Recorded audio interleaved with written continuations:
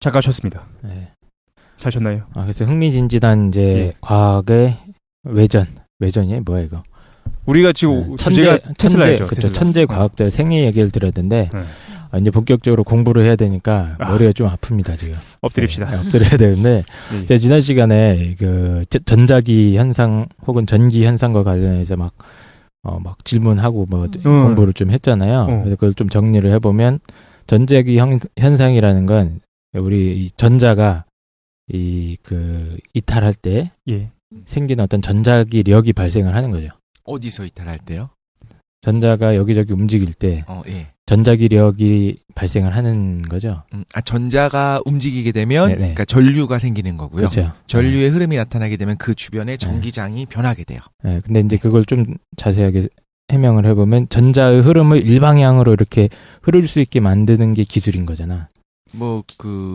금속만 있으면 일단 그쵸. 흐르겠지. 그러니까 움직이게 하는 게 기술이죠. 맞죠? 그렇죠. 그러니까 원래 고대에도 이 정전기 현상 같은 건 있었는데, 그렇죠. 그 정전기 현상을 통제할 수 있는 걸 이제 기술이 개발되는 거죠. 그렇죠. 제가 이해하는 걸로는. 그렇군요. 그러니까 전자의 흐름을 일방향으로 가게 만들어주면 그 방향으로 전자기력이 이제 촥 원하는 방향인 건데 왜 일방향이라는 거에 이게 좀 약간 멈칫멈칫했지만 교류라고 하는 거는 방향이 계속 바뀌니까. 그러니까 처음에는 직류를 먼저 했으니까. 그렇죠. 그러니까 일방향으로 움직일 수 있게 만들어준 게 이제 직류 전기. 그렇죠. 만들어지는 거죠. 마찬가지고요. 그러다가 보니까 방향성을 방향성을 제어할 수 있게 된 게 기술이다. 얘기하면 되겠네요. 움직이는 게 기술이고. 그래서 인간이 전기력을 이제 자유자재로 사용할 수 있는 그런 힘을 확보하게 된 거고, 테슬라는 거기서 한 걸음 더 나아가서 이 전자의 흐름을 갖다가 막 바꿔주는 거지. 그게 교류 시스템인 거죠. 그렇죠. 1초에 몇 번, 60번씩에서 많게 몇만 번씩 이렇게 바꿔주는 짓을 했더니 이게 뭔가 또 새로운 신세계가 열린 거다. 이렇게 이해를 했어요. 그렇게 볼 수 있지. 나는 그렇게 볼 수 있을 것 같은데. 그래서 이 교류 전기의 중요한 특징 중에 하나가 전압을 왔다 갔다 바꿀 수 있는 게 쉽다. 네, 맞습니다. 라고 했던 것 같아요. 그래서 이 전압이 바뀌는 게 근데 헤르츠를 높이면 바꿔지는 건가? 전압이? 코일을 통해서 여기 한쪽에다가는 5바퀴를 감고 반대쪽에는 100바퀴를 감고 이렇게 하면 전압이 확 올라갑니다. 전압을 바꾸는 게 너무 쉬워요. 그래서 송신을 할 때는 전압을 높여가지고 효율 좋게 송신을 시키고 그다음에 이제 가정에서 받아가지고는 내가 필요한 데 갖다 쓰기 위해서는 또 조그마한 변압기를 통해서 내리고. 그러면은 왜 직류는 전압을 높이는 게 왜 힘들어? 직류는 일정하기 때문에 유도가 돼야 되거든요. 지금 얘기한 것처럼 5바퀴를 감고 100바퀴를 감았어요. 그럼 5대 100의 비율이 1대 20의 비율이 되기 때문에 전압이 20배가 높아져요. 1차 코일과 2차 코일에서. 직류는 조용히 흐르고 있어요. 변화가 없기 때문에 거기서 전자기 유도가 일어나질 않아요. 아하. 전자기 유도가 일어나려면, 그러니까 말하자면 쉽게 말해서 정말 전파를 쏘는 거예요. 1차 5바퀴 감아있는 코일에서 100바퀴 감아있는 코일로 일종의 전자기 유도가 일어난다는 건 일종의 전파를 쏘는 거거든요. 근데 직류는 그냥 조용히 흐르고 있기 때문에 뭔가 교란이 없어요. 교란이 있어야 돼요. 교류는 그 코일 감아둔 데서 뭔가 왔다 갔다 하는 과정에서 전파가 쏴진다 생각하면 좀 쉬울 것 같아요. 어렵다. 물이 조용히 흐르고 있으면 그거를 뭔가 변화시키기가 힘들거든요. 근데 물이 계속 이렇게 소용돌이 치고 있는 그 거야. 포말이 날리겠구나. 그 포말들이 점프 뛰어가지고 다른 코일로 이동하는 거야? 그렇게 이해하면 정말 비유적으로 이거 전공한 분들 지금 되게 싫어할 텐데 이렇게 부정확한 정보들을 무슨 얘기를 하는 거냐? 야타도 너무 얕네요. 너무 확 이해되는. 나 이해했어. 소용돌이랑 포말이라고 하니까. 전류의 흐름과 직류 교류에 대해서 문과 수준에서 이제 고민을 해서 낸 게 이건 것 같은데 맞나요? 제가 이해한 게? 그렇게 이해하면 맞을 것 같아요. 직류는 여러 가지 장점은 있지만 변화를 주기가 어렵다. 거기서 말하는 포말이 전자인 거죠. 그렇죠. 여기도 전자가 막 튀는 거야? 전자 얘기 좀 해주세요. 전자라고 하는 거는 이제 현대물리학에서도 기본 입자 중에 하나인 거고, 현대물리학이 아닌 경우에도 이제 화학적으로 봤을 때도 가장 중요한 거예요. 화학 반응이라고 하는 것 자체의 중심이 전자입니다. 맞다. 우리 깡 선생님이 화학의 역사를 하셨기 때문에 이제 거기까지 연결을 생각해보면 화학 반응이라고 하는 것 자체가 전자를 보통은 주고받는다든가 얘가 전하를 띠면서 일어나는 경우가 많아요. 물이라고 하는 것도 실제로 어떻게 되어 있냐면 극성을 띠고 있거든요.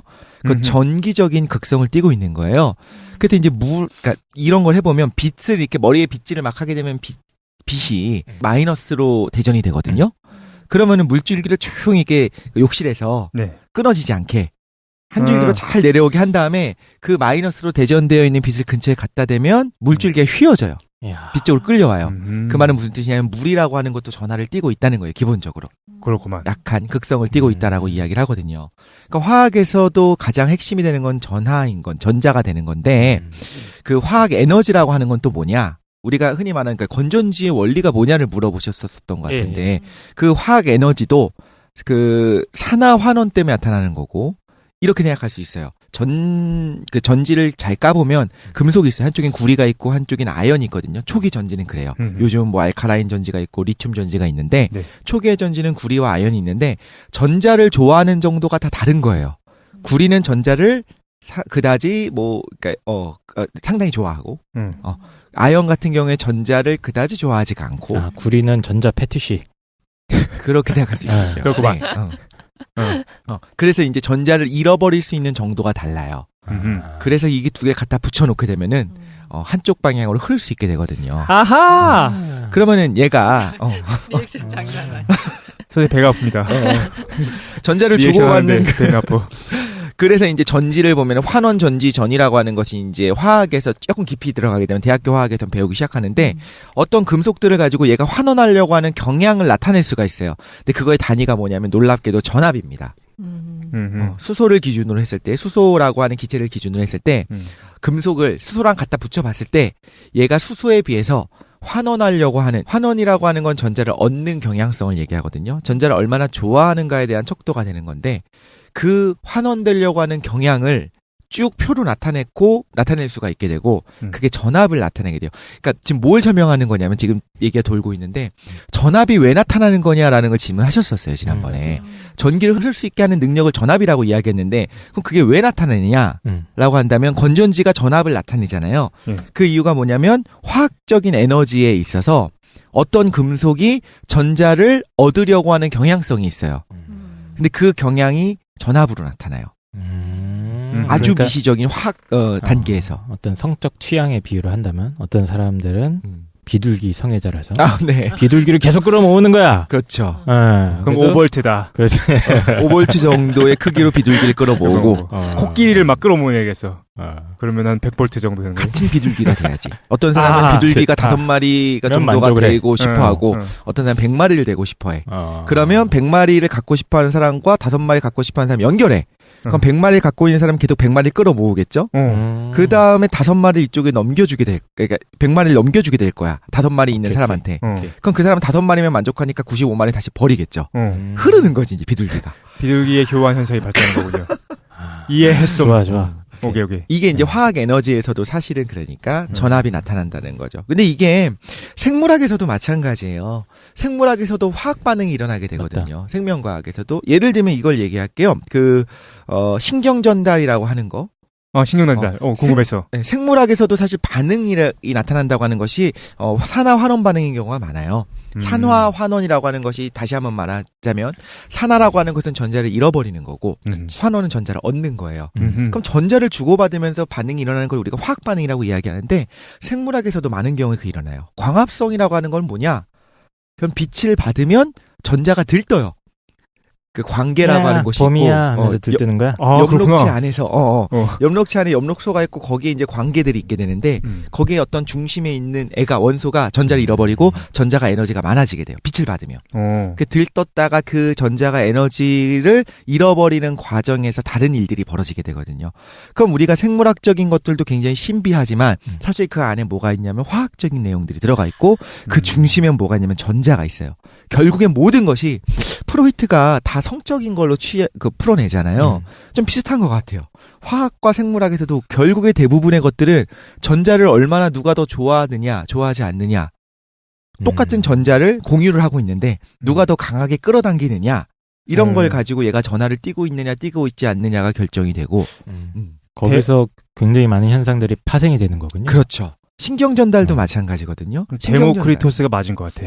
그 사랑과 미움의 원리에 따라서 전자를 사랑하고 미워하는 거에 따라서 이제 환원주의적인 관점에서 보면은 전자의 움직임이라든가 이런 걸로 모든 걸 설명할 수 있다고 얘기하는데 이제 그게 전부는 아닐 거다라고 생각하는 경우도 있습니다. 사랑과 미움은 그 엠페도클레스였던 것 같은데. 아, 데모크리토스가 아니고? 예.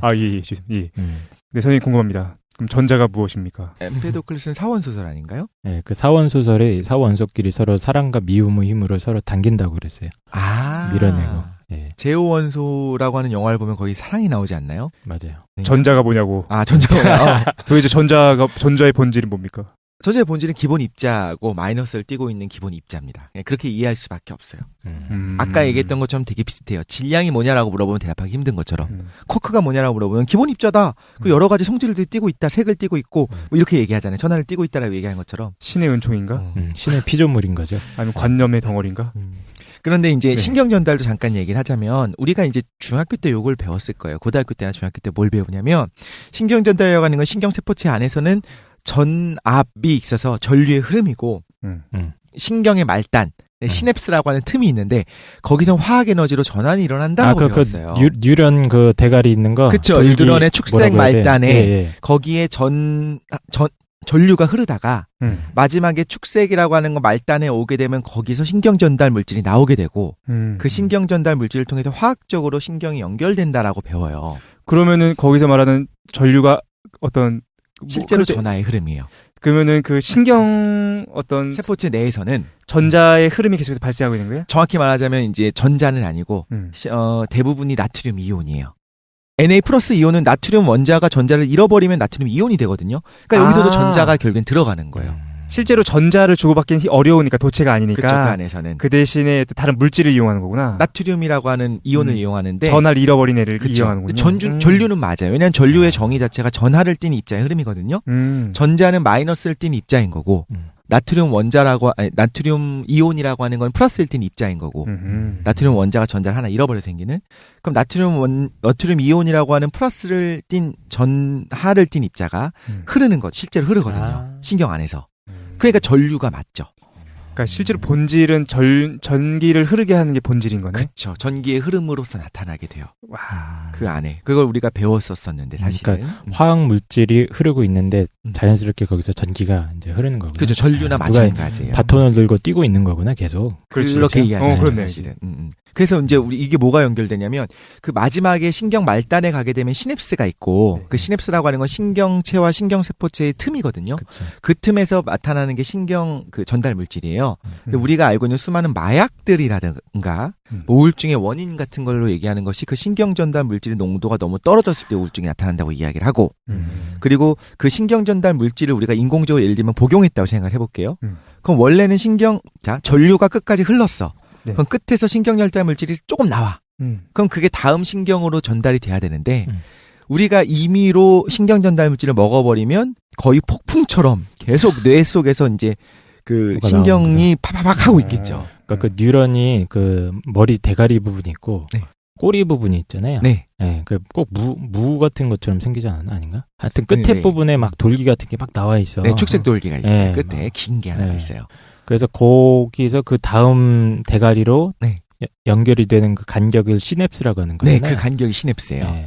거기 안에 뭐 화학 물질이 왔다 갔다 하는데 그걸 갖다가 인위적으로 제어를 할 경우에 LSD 같은 물질을 그렇죠. 그런 걸 먹게 되면 그 신경 전달 물질을 먹어버리는 거예요. 뇌 같은 경우에서는 그러니까 일단 다른 신경 말고 중추신경 같은 경우에는 그 시냅스 하나에 막 뭐 몇천 개씩 몇만 개씩 이게 연결이 돼 있거든. 다른 애들이. 근데 거기에 원래는 조용히 물이 흐르고 전기가 흐르고 마지막에 약간의 신경 전달 물질이 나와서 조용히 전달돼야 되는 거를 말하자면 그냥 설탕을 껴얹어 버리는 거예요. 거기다 확 쳐버리는 거예요. 신경 전달 물질을.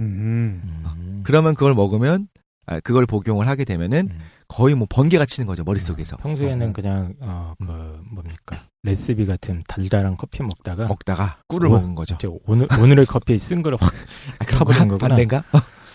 그래서 눈으로 본다라고 하는 거는 시각 정보를 우리가 받아가지고 거기서 조용히 들어온 시각 정보를 가지고 신경 전달이 조용히 어떤 경로를 가지고 이루어졌었다면, 그러니까 비가 조용히 가랑비가 내리는 수준이었다면 갑자기 태풍이 오면서 폭우가 쏟아지는 거예요. 그러니까 뭐 눈앞에서 갑자기 빛이 반짝반짝거리고 막 이상한 것들이 막 팍팍팍 이렇게 보인다고 하잖아요. 우리 뇌가 그거를 외부 세계에서 일어난 걸로 착각을 하는 거구나. 그렇겠죠.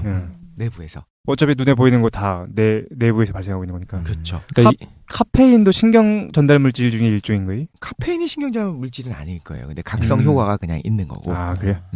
그러면 이 지금 뭐 전자기적인 현상이라는 게 진짜 온 우주를 지배하고 있는 거네? 사실은 저는 근본 중에 하나가 될 수 있는 거기는 한 것 같아요. 김도인 딴 생각하 손바닥 대 임마. 왜 딴 생각하고 있어? 지금 그냥 소반두군요. 아직 명상하고 있어. 전자기에 대해서. 따라가고 있어? 멍 때리고 있는 것 같은데. 동공이 풀려 있는 것 같은데. 전자기의 효과에 의해서 동공이 풀린 것 같은데. 전자를 이야기할 때 그래서 전자기학만 얘기할 것이 아니고 되게 여기저기 연결이 된다는 거예요. 화학에서도 이제 화학을 좋아하던 학생들이 싫어하기 시작한 게 뭐냐면 그쪽이 나오기 시작하면 싫어하기 시작해요. 표준 환원 전이가 어떻게 되고 이러면서 내가 화학을 공부하려고 왔지 왜 내 물리를 공부하러 왔나 수학을 공부하러 이런 생각을 하기 시작하거든요. 전기화학 혹은 물리화학 이쪽이 들어가기 시작하면.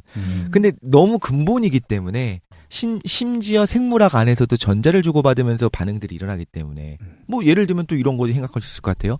뭐 노화가 된다. 라고 한다든가 방사성 지난번 우리가 얘기했는데 방사선이 안 좋은 영향을 미치는 이유가 뭐냐 이런 걸 얘기할 때 뭐가 있었냐면 당시 생각을 해보면 후쿠시마 편에 나왔었던 것 같은데 방사선 고에너지를 가지고 입자가 튀어나온다든가 혹시 감마선이 우리의 세포를 치게 되면 걔가 이온화가 돼요. 너무 고에너지를 갖고 있는 애가 우리의 세포를 공격하는 거거든요. 그럼 전자를 잃어버리게 돼요. 얘가 원자를 유지하고 있어야 되는데 전자를 잃어버리니까 얘가 이온으로 바뀔 것이고 성질이 완전히 딴판이 될 것이고 불안정해지겠죠. 주변에 있는 애들이랑 비정상적인 상호작용을 그렇죠. 하겠네. 상호작용을 하겠죠. 그런 걸 생각해본 전자는 핵심 중에 하나거든요. 문과적으로도 한번 생각해봅시다. 전자가 뭘까? 도대체 전자라는 게 도대체 뭐길래 어떤 화학적 반응이나 물리적 반응이나 생물학적 반응을 발생시키는 걸까요? 억지로 연결시킬 필요는 없죠. 억지로 또 뭐 아트만 이런 거를 연결시키지 말고요. 아트 다시 조금 본론으로 돌아와서 브라만이 아닐까? 설은 아닐까? 이 전자기적인 현상이 어떻게 하면 에너지로 이렇게 변환이 되는 거죠? 예를 들어서 빛으로 우리가 바꾸잖아요. 네. 전기를 딱 키면 네네. 빛이 나고 열이 나고 하는데 이거 왜 그런 겁니까? 이거는 그 우리가 알고 있는 에디슨이 만들었던 전구는 백열전구잖아요. 네. 그러니까 백열전구는 원리는 요거랑 똑같아요. 난로를 혹시 보셨어요? 난로. 우리는 아는데 요즘 분들 난로는 다 있지. 요즘 그런가? 난로를 키면 요즘 분들이 전기 난로 말씀하시는 거죠? 아니면 아니, 학교 일반적인 다닐 때 난로? 초등학교 때 말고. 네, 초등학교 때 그런 난로도 마찬가지예요. 연탄 이런 거? 네네. 그 난로를 켜갖고 한참 동안 놔두면 가운데가 달아올라서 뻘개져요. 사실 똑같아요. 백열전구의 원리는 좀 되게 무식해. 맞아요. 전기를 흐르게 하면, 전류를 흐르게 하면 전자가 조용히 흐르는 것이 아니라 사실은 여기에 있는 원자 핵들이랑 막 부딪히면서 원자 핵은 아니고 여기 있는 애들이랑 부딪히면서 마찰이 발생해요. 그래서 뜨거워지니까 달아오르게 될 거예요. 교통사고가 엄청나게 일어나고 엄청나게 나면서 가는 거예요.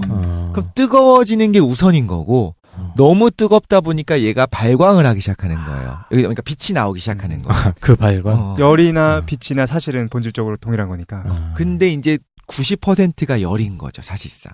뜨겁게 만들다 보니까 너무 뜨겁다 보니까 정말 난로가 뻘겋게 달아오르듯이 그 달아오른 걸 조명으로 썼던 거예요, 최초에는. 요즘 이제 그러니까 국제적으로 아마 얘기해서 더 이상 백열전구 생산이 안 될 거예요, 아마. 한국도 정말요? 이제 그만 안 백열전구 더 이상 안 만들어요. 너무 에너지 손실이 커요. 이거는 그러니까 난방장치인 거지 사실상 이렇게 빛을 내는 기구라고 하기엔 좀 뭐한 거예요. 그 백열전구를 만든 사람이 에디슨 아닌가요? 맞아요. 예. 당신 그렇게 할 수밖에 없었던 거지. 너무 뜨거워서 달아오르게 되는 거죠. 필라멘트를 막 꼬아서 만들었다 이런 얘기. 맞아. 필라멘트라고 하는 것 자체가 전기는 통하되 그게 저항성이 너무 커. 저항도 커야 되고 내구성도 있어야 돼. 지가 타면 안 돼 또. 그게 재미있었던 게 뭐냐면은. 그러니까 테슬라도 빛을 내는 걸 만들잖아요. 그리고 에디슨도 빛을 내는 걸 만드는데 백열전구는 너무 원시적인 거야. 그래서 얘네들이 가격도 낮추고 하기 위해서 막 코코넛을 막 꼬기도 하고 막 여러 가지를 쓰거든요. 근데 테슬라가 만들었던 그 형광등이나 네온사인 같은 경우에는 아예 차원이 다른 거지. 걔네들은 그거 아닙니까? 테슬라가 형광등 만들어요? 형광등과 네온사인을 테슬라가 만들었어요. 그러면 형광등은 진짜 짱인 건데. 아무튼 백열전구는 그래서 이름이 백열하고 있는 거고요. 형광등을 설명을 하려고 했는데 이제 우리가 사용하고 있는 사실은 형광등이잖아요. 형광등은 저 내부에서 전기 방전이 일어나고 있어요, 지금. 테슬라는 방전을 좋아하잖아요. 파치직거리는 그 방전이 일어나고 있어요, 조용히. 방전이 일어나고 있으면 방전이 뭐야? 전기 방전. 말 그대로 전기 방전. 우리가 저 지금 형광등 안에 진공 상태죠. 아닌가요? 진공은 아니고 굉장히 옅은 진공에 가까울 정도가 되고 예전에 수분가스를 썼어요. 이제 지금 원리를 설명하는 거니까 수분가스에 있다고 가정을 할게요. 이제는 아마 수분 안 들어갈 거예요. 근데 기압을 낮추는 거는 맞는 말이에요. 그렇죠. 기압을 낮추게 되면은 저항이 작아지기 때문에 저희도 전기 방전이 일어날 수가 있어요. 그러니까 방전이라는 게 배터리 방전이나 뭐 이런 거랑 유사한 형상인가요? 아니죠. 공기 중에서 나타나는 거죠. 공기 중에서. 네. 공기 중에서의 전류의 흐름. 전류의 흐름을 방전이라고. 그게 방전이지. 그 정전기도 마찬가지로 어두울 때 보면 탁 하면 이렇게 빛이 보이잖아요. 손끝에. 그 방전이 저기도 일어나고 있고 방전이 일어날 때 뭐가 나타나냐면 자외선이 나와요. 그러니까 여러 가지가 나오는데 우리 눈에 방전이 보인다는 거는 가시광선이 나온다는 건데 그 외에도 자외선이 나오거든요. 저기 뭐가 발라져 있냐면 형광등 안쪽에는 자외선을 받으면 아주 효율이 좋게 자외선을 자기가 흡수하고 그 가시광선으로 바꿔주는 형광 물질들이 발라져 있어요. 형광 물질을 바르는 거구나. 네, 그 안에. 그래서 자외선의 방전을 통해서 형광 물질이 나오는 거. 그게 효율이 굉장히 좋은 형광등인 거고 노래방 중에 자외선 조명이 있는 노래방이 있었거든요, 옛날에. 맞아, 옛날에. 그래서 하얀색 옷 입고 가면 파랗게 바뀌는데. 딴 데는 다 어두운데, 씩 하고 웃으면 치아만 갑자기 무서워. 보이고. 그걸 왜 했는지 몰라. 어디 간 거야? 이제 안 가봤어? 옛날에 막 무서운 사이버리아 같은, 그건 PC방인가? 뭐지, 어두컴컴하고 무슨 공룡 같은 그림이 있고 막 이렇게. 외계인 그림이 있고. 나도 거기 갔었는데. 그런데 어두컴컴한데 조명이 아마 자외선 조명이었을 거예요. 그래서 어떤 옷을 입고 가면 그게 막 거의 찬란하게 빛처럼 빛나는데. 맞아, 그런 게 있었어. 그 이유는 뭐냐면 그 옷에 형광 증백제가 있어서 그러니까 형광 물질이 발라져 있는 옷들이에요. 혹은 우리가 표백제라고 하는 것을 집어넣잖아요. 표백제 중에 많은 부분이 뭐가 있냐면 형광 증백제가 들어있어요. 표백제. 우리가 알고 있는 옥시크린 같은 왜? 거에. 그걸 왜 넣었어? 왜냐면 그래야 옷이 하얘 보이거든. 밖에 나갔을 때 태양 형광등처럼. 네, 그렇죠. 이런 그렇구만. 그래서 이제 또 애기 키우는 분들은 형광 증백제가 그다지 좋을 건 없잖아요, 사실. 화학 물질이 묻어 있는 거잖아요. 그래서 그런 거 없는 또 거를 공부하기도 하거든요. 두루마리 화장지에 형광 물질이 발라져 있다는 것도 그거예요? 거기도 마찬가지예요. 하얗게 만들기 위해서. 그러면은 태양 아래에 있으면 똥꼬가 빛나나? 태양 아래에 있으면 다른 게 밝으니까 안 보이겠지만 아까 네. 그 노래방에 가서 똥꼬를 까보시면 똥꼬가 빛나고 있을 수도. 번쩍. 알겠습니다. 한번 해봅시다. 그러면 오케이. 독실히 한번 해보겠습니다. 이해가 됐어요. 형광등까지는. 네. 그러니까 그리고 테슬라 차원이 달랐던 것 같아. 에디슨은 되게 상식적이었는데 얘는 되게 차원이 달랐던 것 같아요. 차원이 대단한 것 같아요. 이제 마지막으로 할 것이 이제 LED. LED. 차세대 조명은 LED. 이건 좀 설명하기는 힘들어요. LED라고 하는 건 PN 접합이라고 하는 이제 반도체가 들어가거든요. 그 안에 전공이 있고 막 이렇게 하면서 이거 요즘 배우나 모르겠어요. 이게 저는 전공이니까 이걸 했었었는데. 뭘 배운다고? PN 접합으로 해서 반도체가 여기서 들어가기 시작해요. 그거 배웠어 고등학교 때. 배웠어. 거짓말. 기억나. P는 전자가 머물러 있는 거고 N은 열려 있는 거고 뭐 그런 거 아닌가? 파지티브, 네거티브. 안 배웠나 봅니다. 제가 생각한 게 아닌 것 같습니다. 그러니까 반도체에 전자가 조금 많거나 전자가 조금 적은 것들을 두 개가 반도체예요, 그냥. 그러니까 반도체에 전자가 조금 많도록 잘 섞어 놓은 거, 약간 불순물을. 하나는 실리콘, 반도체에다가 전자가 조금 부족하도록 붕소를 조금 섞어요. 그거 두 개를 붙였더니 신기하게도 무슨 일이 벌어지냐면 전자가 한쪽으로만 흐를 수가 있는 거예요. 정유기의 원리가 돼. 다이오드의 원리예요. 그 도체가 아니라 반만 흘러서 반도체. 반도체에다가 그러니까 반도체에는 반도체인데 네. 반도체가 실제로 전기가 흐르려면 약간의 전자가 있든가 약간의 전자의 부족이 있든가 둘 중에 하나가 있어야 돼요. 완전히 중위층이면 안 되고 약간 잘 살든가 약간 못 살아야 된다고. 그거를 붙여놨어, 두 개를. 약간 잘 사는 사람들과 약간 못 사는 사람들을 붙여놓은 게 다이오드예요. 반도체 두 개를 붙이면 다이오드라는 게 된다. 네, P형과 N형을 붙이게 되면 한쪽 방향으로만 전자가 흐를 수 있게 변해요. 배가 아픕니다. 그러니까 그걸 가지고 이제 전기 회로를 구성하고 이럴 수가 있는 거죠. 네. 근데 방향을 통제할 수 있는 거야. 그죠. 방향을 통제할 수 있는 전자 거예요. 흐름을. 아까 말했었던 교류를 직류로 바꾸는 과정에서 다이오드가 반드시 들어가요. 그러니까 중간중간에 톨게이트를 박아주는 거야. 한쪽으로만 지나가는 일방 통행 길을 만들어 놓는 거죠. 아, 그럼 교류에다가 다이오드를 적절하게 하면 박아놓으면 직류로 바뀌는구나. 그렇지. 근데 반쪽짜리 직류네? 그거들 이제 배우는데, 그 다이오드를 정확하게 잘 배치를 하게 되면 얘가 이제 계속 한쪽으로 흐를 수 있게 돼요. 오케이. 그 과정, 그게 이제, 우리가 알고 있는 어떤 칩의 형태로 나와 있는 어떤 그 수동 소자로 나와 있는 그 다이오드였는데, 그게 한쪽으로 흐르는 과정에서 빛을 내도록 해놓은 것이 LED예요.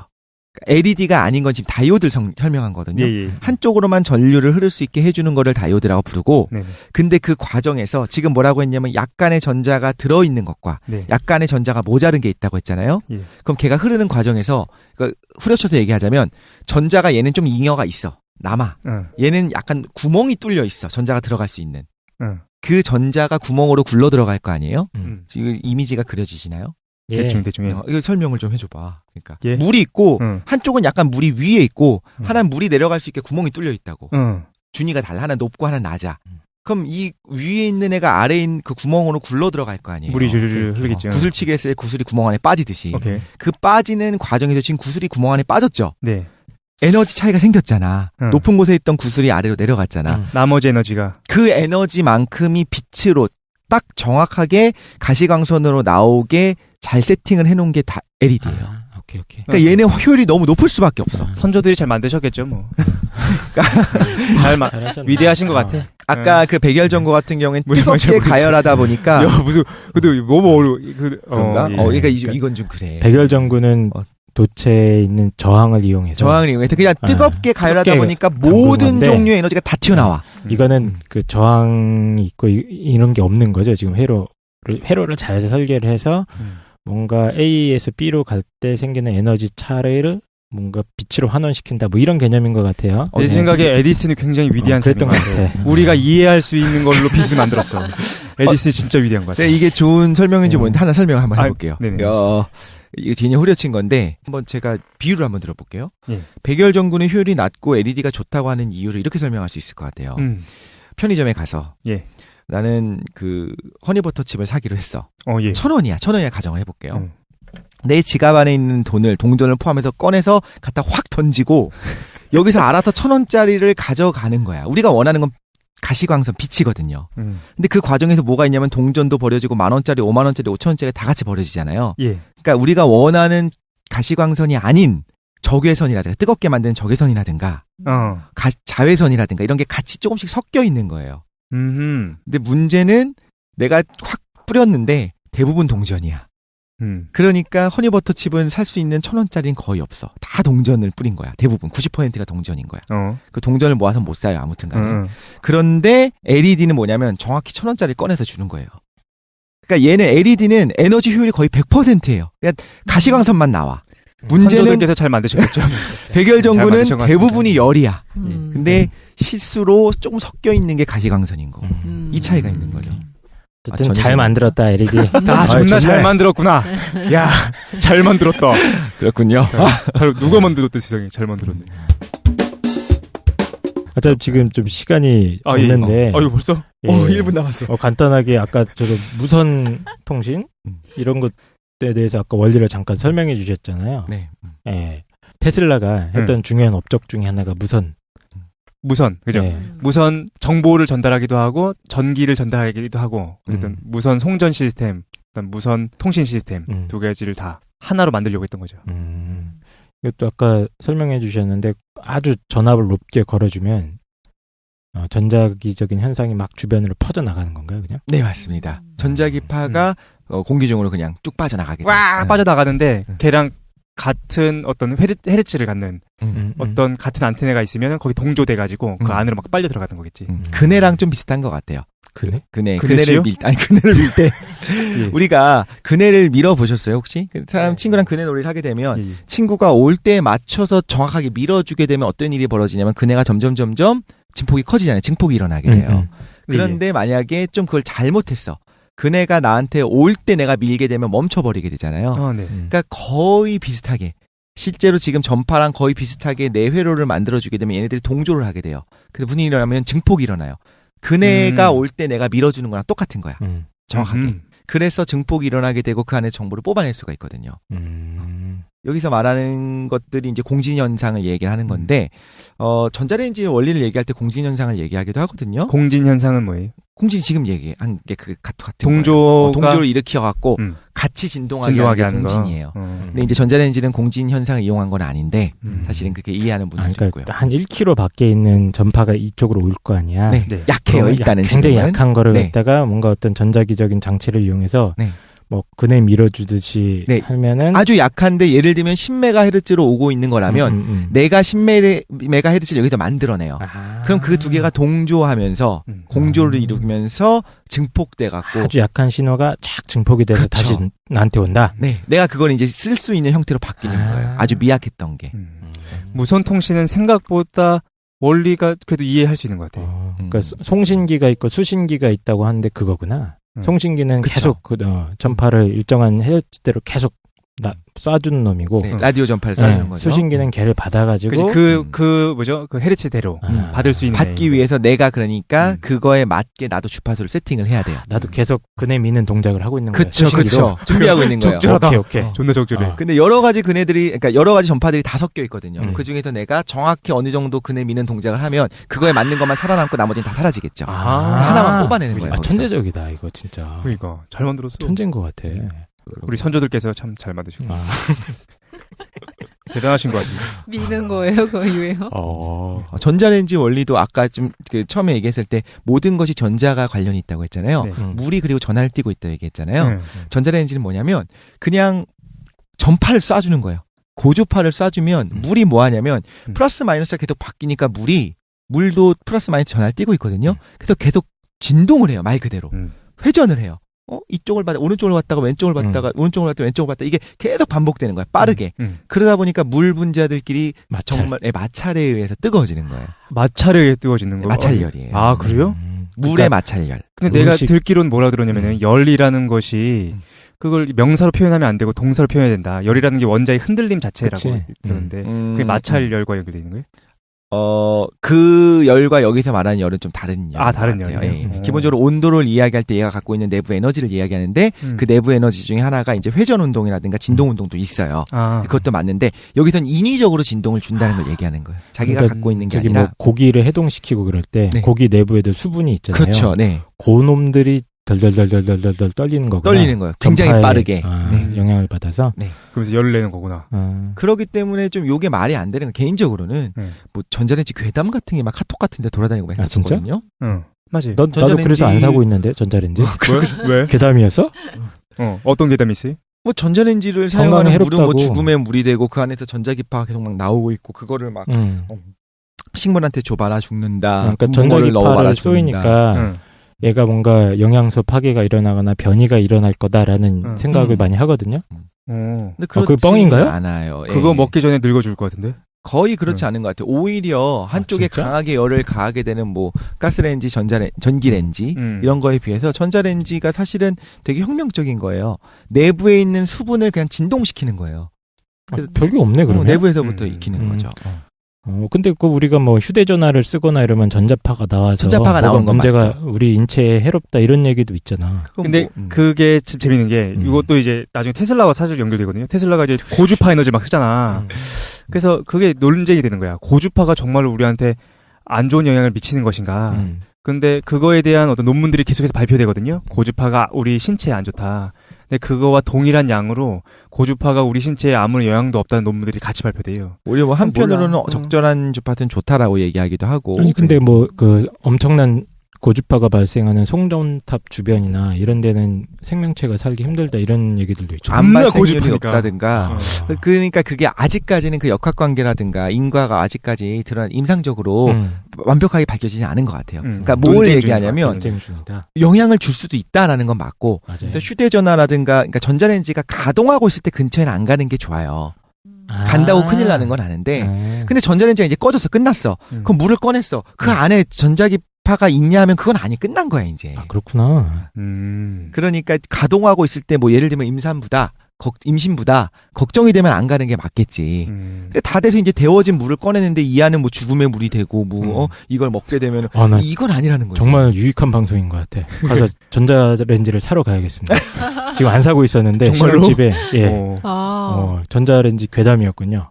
전자레인지가 지금 정말 불편한데. 네. 엄청 불편하게 살고 있었는데 사야겠어. 감사합니다. 어쨌든 전자레인지 구매욕을 우리가 독실이가 뭐에 대해서 얘기해 줬냐면은 뭐 전자에 대한 얘기를 먼저 좀 시작해 줬어요. 그리고 조명에 대한 얘기. 그래서 백열전구, 형광등, LED에 대한 얘기. LED는 참 잘 만드신 것 같다는 생각이 들었는데. 그 다음에 이제 무선 통신에 대한 것과 전자레인지에 대한 얘기까지. 그래서 우리가 전기와 관련된 얘기들을 조금 정리해줘서 생활과 밀접한 얘기들을 그죠? 유익했던 것 같은데. 이 재밌는 거 많은데 아쉽다. 정말? 아쉽네요. 예. 공진현상 같은 거 되게 재밌는 게 얼마 전에 뭐 거기 어디야? 테크노마트인가? 예. 아 맞아. 흔들렸다고. 흔들렸었던 거 있잖아요. 그것도 사실 공진현상 때문에 나타나는 거거든요. 건물 전체가 흔들려서 한 2년 됐는데 10층에서인가 뭐 그 헬스장에서 같은 동작으로 사람들이 이제 그 에어로빅을 한 거야. 그것이 이제 어떤 그 뭐지 공진을 일으켜가지고 건물이 흔들리는. 건물에 가지고 있는 고유 주파수랑 맞아가지고 그런 게 또 예전에 이건 카더라 듣고 확실한지 모르겠어요. 프랑스군 같은 애들이 프랑스 같은 애들이 아니라 프랑스 군이 1800년대에 다리를 지나는데 이제 구보를 맞춰서 왼발 하면서 갔는데 쿵쿵쿵쿵 거리면 갔을 거 아니에요. 이렇게 리듬 맞춰서 가니까 그게 다리 진동이랑 맞아가지고 그러니까 그네 미는 거랑 똑같은 행동이 된 거예요. 다리를 계속 밀어준 거야. 그래서 다리가 붕괴한 적도 있었었고. 그래서 이제 그 다리를 지날 때는 교각을 지날 때는 절대로 그 왼발 이걸 안 한다고 소문이 있고요. 타쿠마 다리 붕괴는 이제 공진이랑 조금 다른 거라고는 하는데 그것도 사실은 그네랑 큰 차이는 없어요. 밀어주는 거예요. 적절하게. 그래서 이거 되게 재밌어요. 검색을 해보시면 타쿠마 다리 해보시면 그게 무너지는 장면이 나옵니다. 다리가 무너져요. 미국에서 만든 예쁜 현수교였는데 공진을 통해서 정확히 말하면 공진이랑 좀 다르지만 적절한 타이밍에 밀어준 거는 맞아요. 그네를 함부로 밀어주면 안 되겠네요. 그네를 그렇지 않을까요? 내가 친구를 5살짜리 어린애를 태우고 그네를 미는데 계속 똑같이 밀었어. 똑같이 밀었어. 중요한 교훈입니다. 이렇게 한 바퀴 넘어갈 수도 있잖아. 그네를 함부로 밀지 말자. 알겠습니다. 잘 판단해서 적절하게 밀어야 된다. 공진 현상도 오늘 좀 배우고 가네요. 무너질 수도 있다. 오케이. 라는 걸 알았어요. 알겠습니다. 시간이 너무 많이 됐으니까. 일단 그래서 좀 오래 있어. 테슬라 그죠? 테슬라와 전기에 대한 얘기를 조금 오래 했는데 한마디씩 한 다음에 좀 마치도록 하겠습니다. 테슬라 너무 오래 했어. 테슬라를 신비주의 쪽으로 몰고 가려던 최 사장을 계략이 이 과학적으로 다 낱낱이 밝혀져 있어요.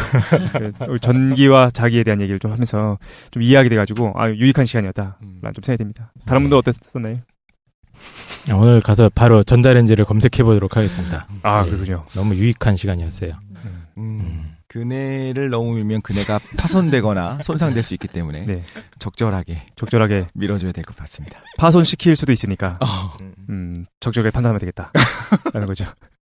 김도희는 이미 퇴근했어. 정신은. 김도희는 저 근데 너무 신기한 게 오늘 역대 최고로 재미없었죠. 아니요, 저 재밌었어요. 근데 뭐가 저 너무 신기했냐면 아까 예를 들어 220에서 휴대폰이나 노트북을 충전하잖아요. 전 여태까지 거기서 전기가 있으니까 거기랑 여기랑 선을 연결해서 전기가 통한다고 생각했거든요. 볼트가 다를 거라고는 생각을 못했어요. 같은 220볼트가 흐르고 있을 거다. 그래서 항상 왜 그 잭을 모양을 다르게 하는 거 그냥 회사 취향이라고 생각했어요. 이걸 통일해주면 정말 편할 텐데 그 맥처럼. 그럼 호환될 수 있는데 그냥 뭐 어떤 건 구멍이 작고 어떤 건 구멍이 크고 이런 거는 그냥 디자인 노트북 아답터 말씀하시는 거죠? 노트북도 그렇고 뭐 휴대폰도 그렇고 있잖아요. 다 다르잖아요. 휴대폰 충전기가 어차피 220V니까 다 똑같이 하면 되잖아. 네, 그래서 연결할 수 있는 게 하나만 있으면 될 텐데 왜 이렇게 되게 비효율적으로 만들었을까 항상 그게 궁금했는데 다 뜻이 지금 있었던 너무 거지. 깜짝 놀랐어요. 그리고 들으면서 이해는 안 됐는데 만약에 아까 설명하신 분은 220V잖아요. 근데 뭐 제 휴대폰이 5V라고 하면 나머지가 남잖아요. 115V가. 그럼 걔는 흘러서 195V? 195V. 나머지 전압은 어디로 가느냐 하는 거야. 그래서 그런 거 흘러서 또 돌아간다라고 말씀하셨는데 그럼 여기 5V만 가는 거예요? 효율적으로? 220에서? 딱 효율적으로 5V. 가요, 그거는. 그러니까 그걸 내리는 압력을, 그러니까 전압을 내리는 대신에 전류량이 늘어날 수가 있게 되고 그 두 개를 곱한 건 전기 에너지라고 하는데 에너지는 일정해요. 약간의 이제 그 과정에서 손실이 있긴 한데 괜찮아요. 아까 말씀하셨던 것처럼 휴대폰은 지금 다 공통이에요. 5핀 단자로 아마 공통일 8핀인가? 5핀. 몰라. 그런데 그 노트북 같은 경우에는 함부로 잭이 맞으면 안 되는 이유가 네. 어떤 노트북은 22V고 어떤 건 18V예요. 근데 괜히 잭이 맞아버리면 잘못하면 고장나기 때문에 일부러 안 맞게 해놓은 거예요. 그거는. 보통은 같은 볼트면 보통 맞아요. 똑같은 12V짜리 아답터다라고 하면 끝부분에 있는 그 모양이 거의 비슷해요. 뭐 오늘 너무 실용적인 걸 많이 배우고 가네. 그러니까. 이거 너무 실용적인 방송. 지대너베십니다. 전자레인지는 사도 되고 그네는 함부로 밀면 안 되고 노트북 아답터도 막 꽂으면 안 된다. 잘 들어가는 것들은 비슷하게 잘 맞는 거다. 오케이 알겠습니다. 고생 많이 했고 오늘 일단 여기까지 한 다음에 다음 시간에 독실이가 그럼 수학해 주는 건가? 우리 정말로 저는, 뭐 해도 되는데, 많은 분들이 철학을 너무 원하세요. 그래서 아예 철학을 할 때 수학 철학을 한번 하면 어떨까? 그럼 내부적으로 저희가 한번 합의를 해가지고 다음 시간에 또. 그럼 독실님은 4시간으로 하시는 걸로. 그렇게 하는 걸로 하겠습니다. 일단 고생 많이 했고, 오늘. 도희님이 4시간 하셨으니까. 오늘 여기까지.